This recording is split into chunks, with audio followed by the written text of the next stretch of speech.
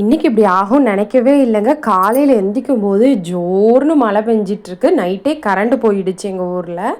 அதுக்கப்புறமா காலையில் சஞ்சு ஸ்கூலுக்கு என்ன பண்ணலான்னு யோசிச்சுட்டு, நமக்கு எப்போவும் கை வந்தது இது தானே அப்படின்ட்டு சாதத்தை வச்சுட்டு உருளைக்கிழங்கு ஃப்ரையும் புளி சாதமும் வந்து இன்றைக்கி கிண்டி கொடுத்துட்டேன். சஞ்சுக்கு ரொம்ப பிடிக்கும். அதுக்கப்புறம் மழைக்கு ஏற்ற மாதிரி சுட சுட காஃபி போட்டு குழந்தைங்களுக்கு எல்லாம் கொடுத்துட்டு, நேற்று சந்தையில் வந்து அன்றைக்கி பக்கோடா வாங்கிட்டு வந்திருந்தோம்.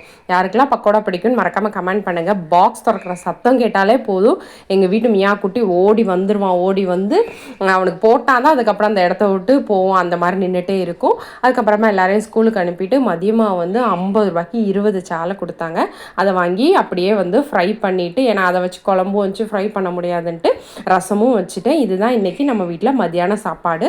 நல்லா சுட சுட ரசமும் ஃப்ரையும் சாப்பிட்டாச்சு. ஈவினிங்காக வந்து வீரா கொஞ்சம் கோல்டு இருந்துன்ட்டு ஒரு கஷாயம் வச்சு குட்டீஸ்க்கும் கொடுத்துட்டு நானும் குடிச்சாச்சு. வீடியோ பிடிச்சிருந்தா மறக்காமல் சப்ஸ்கிரைப் பண்ணி